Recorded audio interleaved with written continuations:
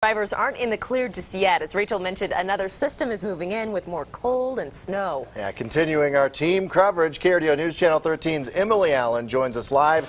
She's at one of our notorious trouble spots. Been out on the road, and Emily, you are at Austin Bluffs and Nevada, finding out what we can all expect tomorrow morning. That's right, James and Heather. This is a tough spot when we have snow and ice.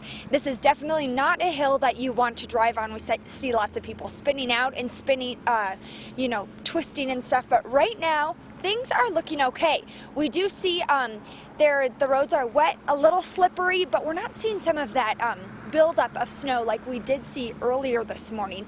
Despite that, there are city and state snow crews that are gearing up for tomorrow.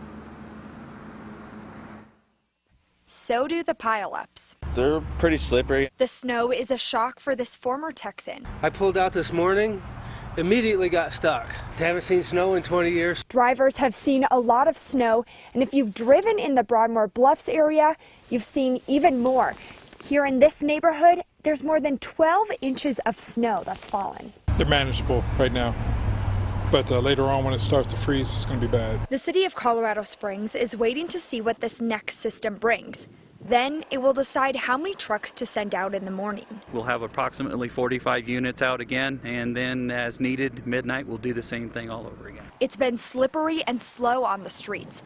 The city's streets operation manager says warm roads are to blame. At first, it could have been seen as a help, but actually turned into a hindrance as those, where the snow hit and melted, and then it froze. The Colorado Department of Transportation has a full patrol in Teller and El Paso counties.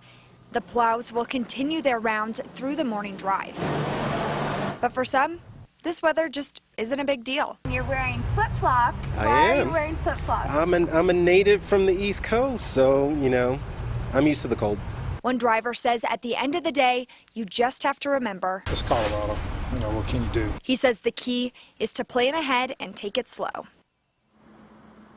James and Heather, as Rachel has been saying, we're going to see a lot of similar conditions tomorrow morning that we saw this morning. So as everyone is headed to bed tonight, just keep that in mind that you may want to give yourself extra time tomorrow morning. In Colorado Springs, Emily Allen, KRDO News Channel 13. Thanks so much, Emily. In his defense, those were winter flip-flops.